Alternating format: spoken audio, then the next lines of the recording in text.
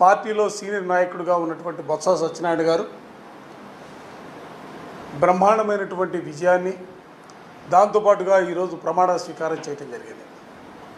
ముందుగా బొత్స సత్యనారాయణ గారికి హృదయపూర్వకమైనటువంటి అభినందనలు తెలియజేస్తా ఉన్నా. మీ అందరికి కూడా తెలుసు, రాష్ట్రంలో అసెంబ్లీ ఎన్నికల్లో వైఎస్ఆర్ కాంగ్రెస్ పార్టీ ఓటమి చెందిన తర్వాత మొట్టమొదటిసారిగా మరలా తిరిగి ప్రజాస్వామ్యబద్ధంగా ఎన్నికలు విశాఖపట్నంలోనే జరగడం జరిగింది.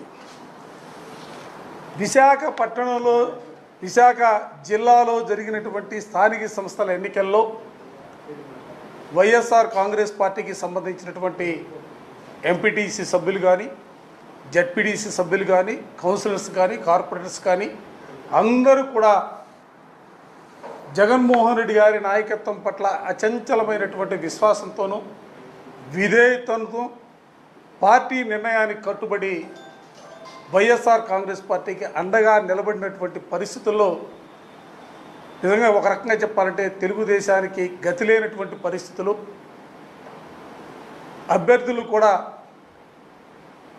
పెట్టలేనటువంటి పరిస్థితుల్లో మా పార్టీకి సంబంధించి బొత్స సత్యనారాయణ గారు ఏకగ్రీవంగా గెలవడం జరిగింది.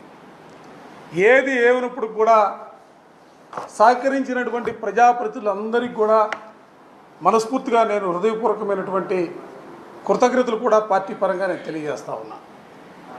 ఇదే సందర్భంలో ఎందుకంటే వైఎస్ఆర్ కాంగ్రెస్ పార్టీలో మీ అందరికీ కూడా తెలుసు, రాష్ట్ర ప్రధాన కార్యదర్శిగా పార్టీకి సంబంధించి పార్టీ కేంద్ర కార్యాలయం ఇన్ఛార్జిగా ఓ పక్క పార్టీకి సంబంధించినటువంటి కార్యక్రమాలన్నీ కూడా నేను అధ్యక్షుల వారి అనుమతితో నేను ముందుకు తీసుకెళ్తున్నటువంటి పరిస్థితులు ఒక పక్క ఉన్నాయి.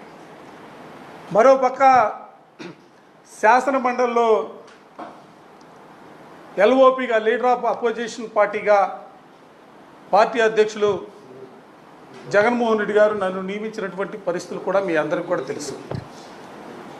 కానీ ఈరోజు రాష్ట్రంలో జరుగుతున్నటువంటి రాజకీయ పరిణామాల ప్రక్రియలో ఆలోచన చేసిన, ఎందుకంటే ఈరోజు శాసన మండలి సభ్యునిగా ప్రమాణ స్వీకారం చేసినటువంటి బొత్స సత్యనారాయణ గారి గురించి ఆలోచన చేసిన నాకెందుకు అనిపించి నేను మా అధ్యక్షులు గౌరవనీయులు జగన్మోహన్ రెడ్డి గారిని కలిసి ప్రస్తుతం ఉన్నటువంటి పరిస్థితుల్లో లీడర్ ఆఫ్ అపోజిషన్గా బొత్స సత్యనారాయణ గారిని పెడితే బాగుంటుందనే భావాన్ని ఆయన ముందు వ్యక్తం చేసినప్పుడు ఆయన కూడా నేను చెప్పినటువంటి మాటకి ఆలోచన చేసి ఒకసారి నువ్వు ఆలోచన చేసుకో, ఎందుకంటే నువ్వు చెప్తున్నటువంటి మాట పార్టీ పరంగా ఆలోచన చేసినప్పుడు నువ్వు చెప్తున్నటువంటి మాట, ఎందుకంటే సీనియర్గా ఉన్నటువంటి బొత్స సత్యనారాయణ గారు ఆయన సేవలు ఆ విధంగా ఉపయోగించుకుంటే బాగుంటుంది. కానీ ఎందుకంటే